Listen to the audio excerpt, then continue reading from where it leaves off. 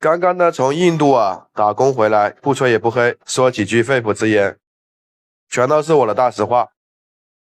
去是打工去的，回来是空手回来的。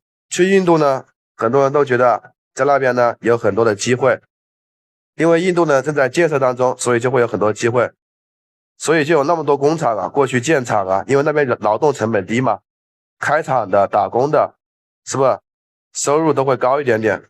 去了之后才发现，在印度街头全部都是电动车、摩托车，基本上那种小汽车是跑不赢这种电动车的。在印度那边呢，也有很多像这样的高楼大厦，高楼大厦是数不胜数的。在印度那边，很多人以为印度现在还很贫穷、很落后，那只是在一些个别的地方，大部分的印度地区呢，其实已经发展起来了。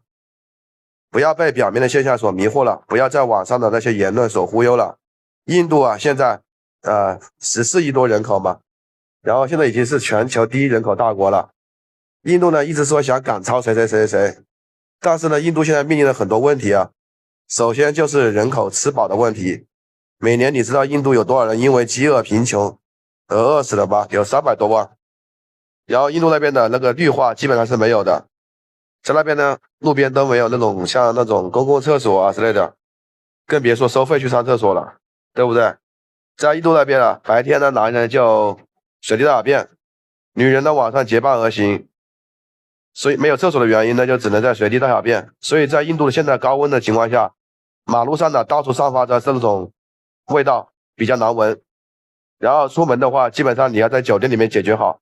如果你想去印度旅游我建议你一定要带一个好的心情去，或者带一个空气清新剂，不然的话在马路上面很难闻，各种苍蝇蚊虫特别多。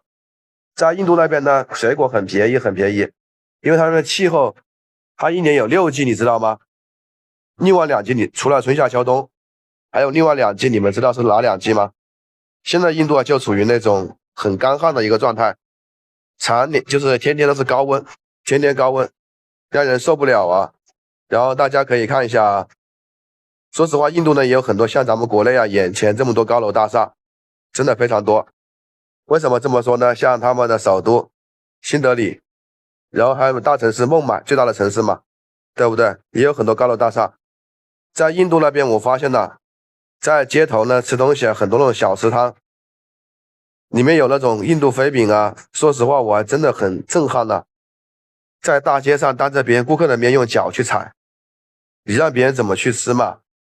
和面的时候用脚去踩，难道是更香吗？有咖喱味吗？在印度那边也有奶茶，也有饮料，对不对？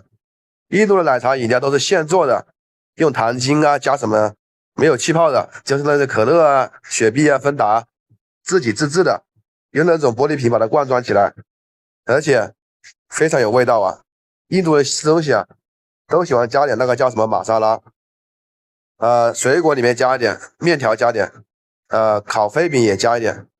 在印度那边呢，恒河是他们的母亲河，所以现在呢。基本上很多人在恒河里面降温解暑。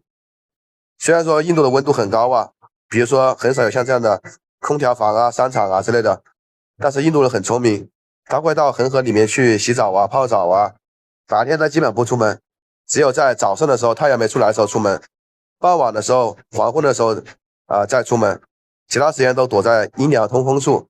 所以印度人呢能够扛得住高温是没有任何问题的。说实话，很多印象里面印度是贫穷又落后的。说实话，我承认去印度之后，小的乡镇确实这样，但是呢，大城市里面高楼大厦，甚至比眼前看到的房子还要更多、更密集、更高。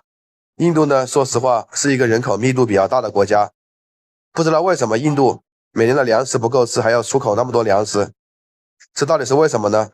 可能也就是因为很多粮食都不掌握在当地政府的手上。而是呢，在很多财团的手上，印度就那个情况。